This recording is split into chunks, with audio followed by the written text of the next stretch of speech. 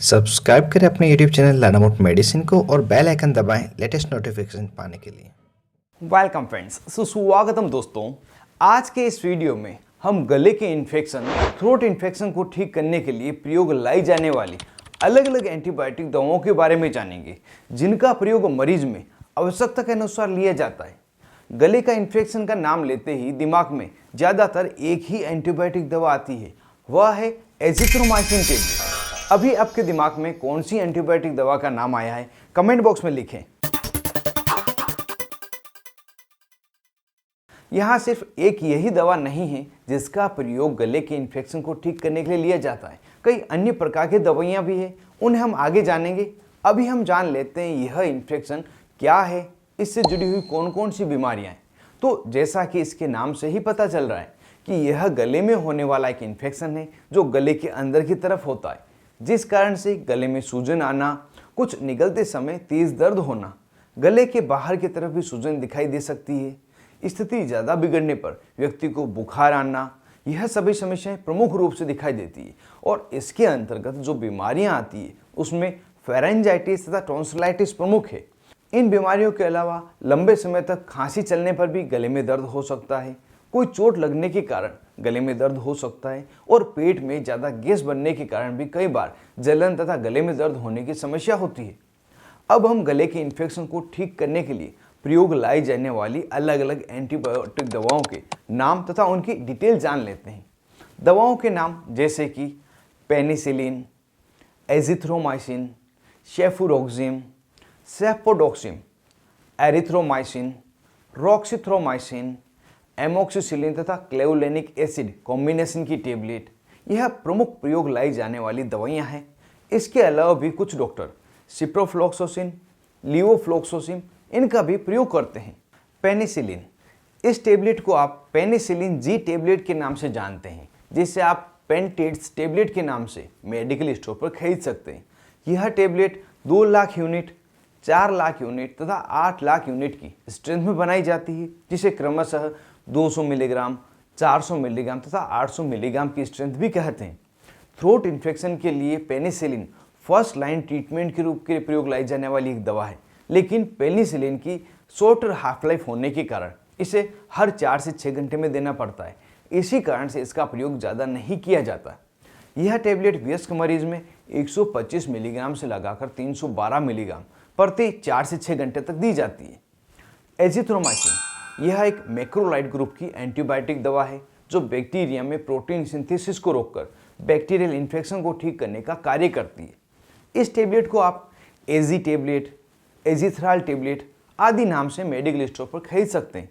यह दवा 250 मिलीग्राम तथा 500 मिलीग्राम की स्ट्रेंथ में बनाई जाती है, जिसमें 250 मिलीग्राम छोटे बच्चों में और 500 मिलीग्राम की दवा एडल्ट में प्रयोग लाई जाती है। एडल्ट में 500 मिलीग्राम की टेबलेट दिन में एक बार 3 दिन से लगाकर 5 दिन तक दी जाती है। इसे ज़्यादातर खाने के बाद लेने की सलाह ही देते हैं, लेकिन कई डॉक्टर इसे एम्प्टी स्टोमक खाने के पहले लेने के लिए सलाह देते हैं, क्योंकि उस समय एब्जॉर्प्शन अच्छा होता है, लेकिन ऐसे बहुत ही कम डॉक्टर हैं। सेफुरोक्सिम, यह सेकेंड जनरेशन सेफेलोस्पिरिन एंटीबायोटिक ग्रुप की दवा है जो ग्राम पॉजिटिव तथा ग्राम नेगेटिव दोनों ही बैक्टीरिया के प्रति असरदार है, जिसे आप सेफ्टम टेबलेट, सिफाकाइन टेबलेट इन नाम से मेडिकल स्टोर पर खरीद सकते हैं। यह टेबलेट 250 मिलीग्राम तथा 500 मिलीग्राम की स्ट्रेंथ में अवेलेबल है, जिसे इन्फेक्शन की सेवरिटी के अनुसार मरीज को दिया जाता है। सामान्यतः इसकी एक टेबलेट सुबह तथा एक टेबलेट शाम को खाने के बाद डॉक्टर द्वारा लेने की सलाह दी जाती है, जिसे 5 दिन या 10 दिन तक भी दिया जा सकता है। यहाँ वीडियो में आगे बढ़ने से पहले एक इन्फॉर्मेशन मैं आपको और देना चाहूँगा कि आपके अपने YouTube channel learn about medicine को यूट्यूब ने मेंबरशिप के लिए एलिजिबल कर दिया है, और उसके लिए यहाँ ज्वाइन बटन दे रखा है। इसको क्लिक करके, इसको दबाकर आप मेंबरशिप ज्वाइन कर सकते हैं। मेंबरशिप ज्वाइन करने पर आपको प्रत्येक हफ्ते 3 से 4 स्पेशल वीडियो मिलेंगे जो सामान्य सब्सक्राइबर को नहीं मिलते, और आपको अलग अलग तरह की नई दवाओं के बारे में अपडेट मिलेगा। तो अगर आप मेंबरशिप लेना चाहते हैं तो इस ज्वाइन बटन को दबाएं और मेंबरशिप लें। सेफोडोक्सिम, यह एक थर्ड जनरेशन सेफेलोस्पिरिन एंटीबायोटिक दवा है जो सेकेंड जनरेशन की तुलना में सेफुरोक्सिम की तुलना में पावरफुल है। यह टेबलेट 50 मिलीग्राम, 100 मिलीग्राम तथा 200 मिलीग्राम की स्ट्रेंथ में अवेलेबल है, जिसे आप मेडिकल स्टोर पर डॉक्सेफ टेबलेट, मोनोसेफ ओ टेबलेट, मेकपोड टेबलेट आदि नाम से खरीद सकते हैं। एडल्ट में 400 मिलीग्राम प्रतिदिन इसकी डोज होती है, जिसे दो अलग अलग डिवाइडेड डोज में दिया जाता है, जैसे कि 200 मिलीग्राम की टेबलेट सुबह तथा 200 मिलीग्राम की टेबलेट शाम को खाने के बाद, और इसे भी कम से कम 5 दिन तक दिया जाता है। एरिथ्रोमाइसिन तथा रॉक्सीथ्रोमाइसिन, यह दोनों ही दवाइयाँ एजिथ्रोमाइसिन की तरह ही मैक्रोलाइड क्लास की दवाइयाँ हैं, जो बैक्टीरिया को मारकर बीमारी को ठीक करने का कार्य करती है।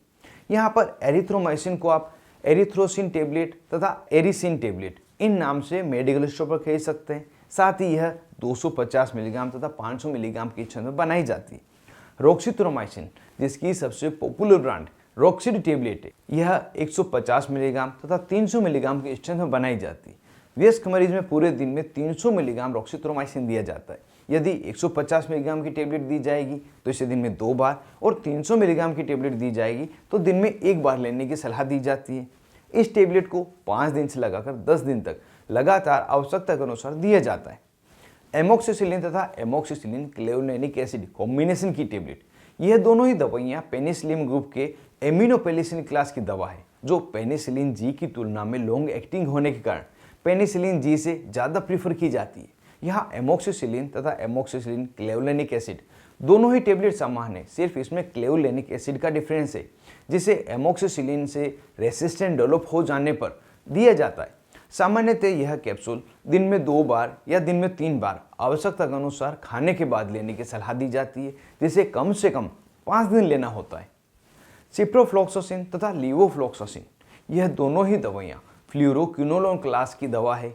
वैसे तो ये दवाइयाँ थ्रोट इन्फेक्शन के लिए ज़्यादातर प्रयोग नहीं लाई जाती, लेकिन कई बार आवश्यकता पड़ने पर, जैसे मरीज में अन्य एंटीबायोटिक दवाओं का रेसिस्टेंट डेवलप हो गया हो, या जो अन्य एंटीबायोटिक दवाइयाँ हैं वो एलर्जी कर रही हो, तो उस समय ये दवाइयाँ दी जाती है। इसमें यदि सिप्रोफ्लॉक्सासिन दी जाएगी तो 500 मिलीग्राम की टेबलेट सुबह तथा शाम को, और अगर लीवोफ्लॉक्सासिन दी जाएगी तो 500 मिलीग्राम की टेबलेट सिर्फ दिन में 1 बार लगातार 5 दिन तक खाने के बाद लेने की सलाह दी जाती है। इस तरह से थ्रोट इन्फेक्शन को ठीक करने के लिए न केवल एक एंटीबायोटिक का प्रयोग लिया जाता है, बल्कि आवश्यकता होने पर अलग अलग एंटीबायोटिक भी दी जाती है, जिन्हें हमने इस वीडियो में जान लिया है। यहाँ पर इनमें से कोई भी एंटीबायोटिक दवा क्यों नहीं दी जा रही है, लेकिन एक बात का विशेष रूप से मरीज तथा डॉक्टर दोनों को ध्यान रखना चाहिए कि एंटीबायोटिक दवाओं का जितना कोर्स उसको पूरी तरह से खत्म करना चाहिए। मतलब जितने दिनों तक डॉक्टर ने लेने की सलाह दी है उतने दिनों तक उस दवा को ले। अगर आप दवा को जल्दी बंद कर देते हैं तो आपको गले से जुड़ी हुई समस्या वापस से हो जाती है, और बार बार कम समय तक एंटीबायोटिक दवा को लेने पर उस पर्टिकुलर एंटीबायोटिक दवा के लिए आपकी बॉडी में रेसिस्टेंट डेवलप हो जाएगा और वो दवा आपके शरीर में काम नहीं करेगी। इस कारण से ट्रीटमेंट को पूरा लें और अपनी बीमारी को अच्छी तरह से ठीक करें। उम्मीद करता हूँ थ्रोट इन्फेक्शन में कौन कौन सी एंटीबायोटिक दवाइयाँ प्रयोग लाई जाती है, इस विषय में आपको किसी भी प्रकार का कन्फ्यूजन नहीं रहा होगा। यह वीडियो आपको कैसा लगा मुझे कमेंट बॉक्स में जरूर से बताएं, और ऐसे ही दवाओं से जुड़े हुए महत्वपूर्ण वीडियो देखने के लिए चैनल को सब्सक्राइब करना नहीं भूलें। आप थे अपने दोस्त मोहित दादिश के साथ, देख रहे थे अपना YouTube channel learn about medicine. Thank you friends, take care and be careful about medicine uses.